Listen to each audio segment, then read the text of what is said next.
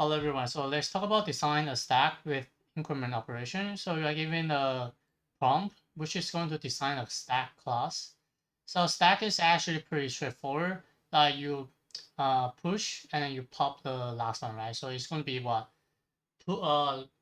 First in, last out, right? And this is pretty much pretty simple. You can use array, and then you need to have a index for the array, so you can keep track of the length of the array for sure, right? So for example, like you are given the size of 3, right? And then you push 1 and 2. So the stack is at 1 and 2, right? And then you pop, right? So pop, you actually pop the last one, right? Because 1 and 2, so you push 1, right? You push 1. Uh, so 1 is at the bottom, 2 is at the top, right? And then you pop. So you pop the 2 out, right? So pop the 2. I'm gonna erase it. Now you can keep doing it. So you push 2, then you push 3, right? Then you need to push 4, right? But the problem is if the stack size is already initialized, right? You are not allowed to push another extra integer, right? So I will basically ignore, right? Don't add, yeah, you say don't add an element. Now you need to know you have an increment function. So increment function is going to be the first is going to be k, and the second one is going to be value, and k represent the number of the stack from the bottom to up. You have to increment based on this value. So for this one, you have 0 to 5, right? So from 0 to 5 element inside the stack, you can add 100. So it's going to be like 101, 102, and 103, right? Since the stack size is actually 3, you don't have to increment anything else, right? So this is basically it, right? But the problem is what happens if you have 2 and 100. So you probably what? Just add another 100 for this one. So this is going to be 201, 202. Then you pop, right? So pop, you pop the 101, then you pop 100. It should be like 200, 200, 202, right? This is actually wrong. Okay. Then you have to pop another one, which is 201. All right. And then you pop the last one, but the stack is already empty, right? So you pop, it's going to be return -1. So the problem is actually wrong in this case. So return total of the stack 101, 103. I mean, this is incorrect, I think. So all right, it doesn't matter. I mean, I would just code myself, right? So I have a stack using the in array, and this in array is based on what? The size of the max size, right?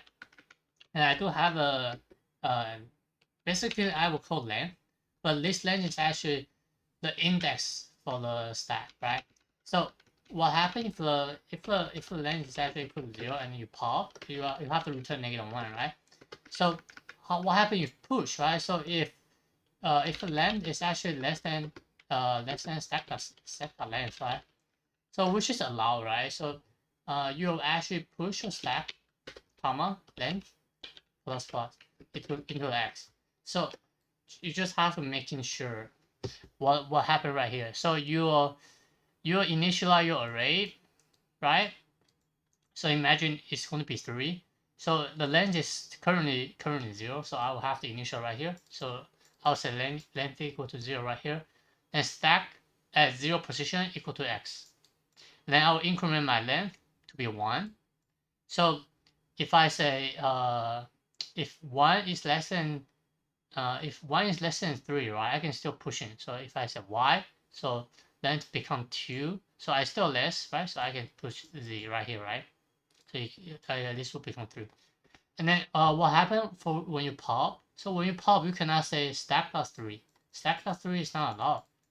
It's already out of bound, right? So you have to decrement your the length first before you call your stack index, right? So this is going to be what?